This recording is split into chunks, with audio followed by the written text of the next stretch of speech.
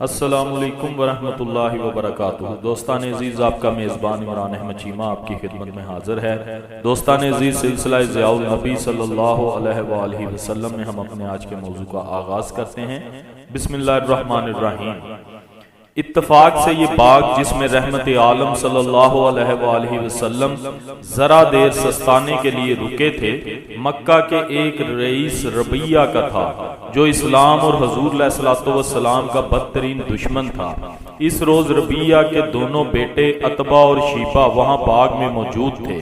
حضور کے ساتھ طائف کے اوباشوں نے جو سلوک کیا تھا، اس کا انہوں نے بچشم خود مشاہدہ کیا تھا۔ یہ اگرچہ حضور علیہ الصلوۃ والسلام کے بدخواہ تھے، لیکن اس ظالمانہ رویے کو دیکھ کر ان کے دل بھی پسج گئے اور قرابت کا خون جوش مارنے لگا۔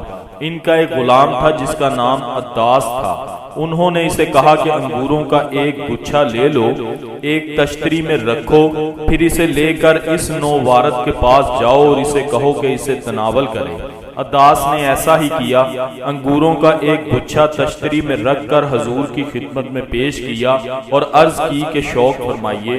سرکار دو عالم نے بسم اللہ شریف پڑھی اور انگوروں کے دانے توڑ کر کھانے لگے۔ عداس نے غور سے حضور کے رخ انور کی طرف دیکھ کر بولا، یہ کلام ان بستیوں کے لوگ تو نہیں کہا کرتے، یعنی کھانے سے پہلے بسم اللہ شریف پڑھنے کا یہاں تو رواج نہیں ہے۔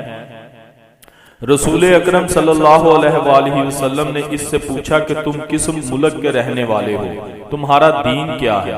اس نے عرض کی، میں نصرانی ہوں اور ننیوا کا باشندہ ہوں۔ حضور نے فرمایا، وہ ننیوا جو مرد صالح یونس بن متی کا شہر ہے۔ عداس بولا، آپ یونس بن متی کو کیسے جانتے ہیں؟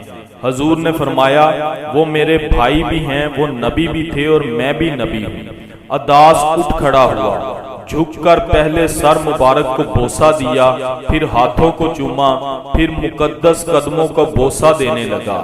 عتبہ اور شیبہ یہ سارا منظر دیکھ رہے تھے۔ ایک نے دوسرے کو کہا، لو تمہارے غلام کو تو اس نے خراب کر دیا، اب وہ تمہارے کام کا نہیں رہا۔ عداس جب ان کے پاس واپس آیا تو انہوں نے اسے جھڑکتے ہوئے کہا، تیرا ستیہ ناز ہو، تو اس شخص کے سر، ہاتھوں اور پاؤں کو کیوں چومنے لگ گیا تھا؟ تجھے کیا ہو گیا تھا؟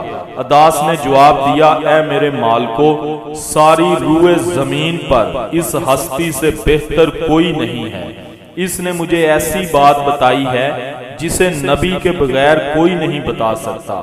وہ کہنے لگے، عداس اس کے فریب میں نہ آ جانا، تیرا دین اس کے دین سے بہت بہتر ہے۔ یہ عداس اگرچہ اس وقت مسلمان نہیں ہوا، لیکن حضور کی من موہنی صورت اس کے آئینہ دل میں ہر وقت منعکس رہتی، جسے وہ کبھی فراموش نہ کر سکا۔ جب جنگ بدر کے لیے اہل مکہ کا لشکر روانہ ہونے لگا تو اس میں اس کے مالک شیبہ اور عتبہ بھی شریک تھے۔ انہوں نے اسے بھی کہا کہ چلو تم بھی ہمارے ساتھ۔ اس وقت عداس نے ان دونوں کو کہا، کیا تم اس شخص کے ساتھ جنگ کرنے کے لیے جا رہے ہو جس کی زیارت میں نے تمہارے باغ میں کی تھی؟ باخدا اس کے سامنے تو پہاڑ بھی کھڑے نہیں رہ سکتے۔ وہ بد نصیب اب بھی نہ سمجھے، الٹا اسے کہنے لگے، اس نے اپنی گفتگو سے تم پر جادو کر دیا ہے۔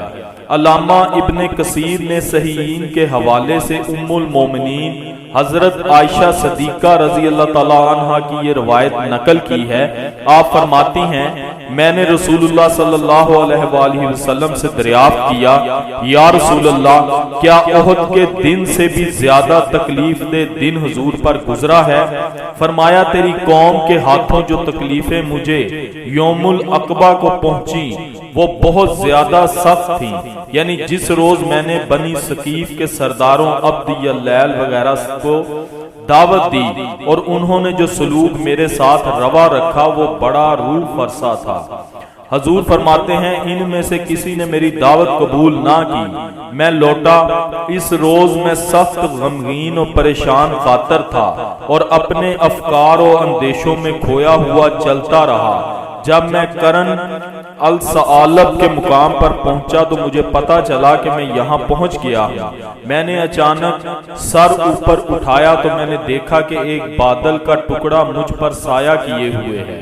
پھر میں نے غور سے دیکھا تو حضرت جبرائیل علیہ السلام مجھے دکھائی دیے۔ انہوں نے بلند آواز سے مجھے پکارا اور کہا، اللہ تعالیٰ نے وہ گفتگو سن لی ہے جو آپ کی قوم نے آپ سے کی ہے، اور جو روکھا اور درست جواب انہوں نے آپ کو دیا ہے۔ اللہ تعالیٰ نے پہاڑوں کے فرشتے کو آپ کی خدمت میں بھیجا ہے، آپ جو حکم دیں گے وہ بجا لائے گا۔ پہاڑوں کے فرشتے نے آگے بڑھ کر سلام عرض کیا، پھر گزارش کی، مجھے اللہ تعالیٰ نے آپ کی خدمت میں بھیجا ہے کہ آپ کی قوم نے آپ سے جو گفتگو کی ہے اس کو اللہ تعالیٰ نے سنا ہے۔ میں پہاڑوں کا فرشتہ ہوں، آپ جو حکم دیں گے میں اس کی تعمیل کروں گا۔ اگر آپ فرمائیں تو دونوں پہاڑوں کو آپس میں ملا دوں اور یہ سارے تلنگے اور اوباش پس کر رہ جائیں۔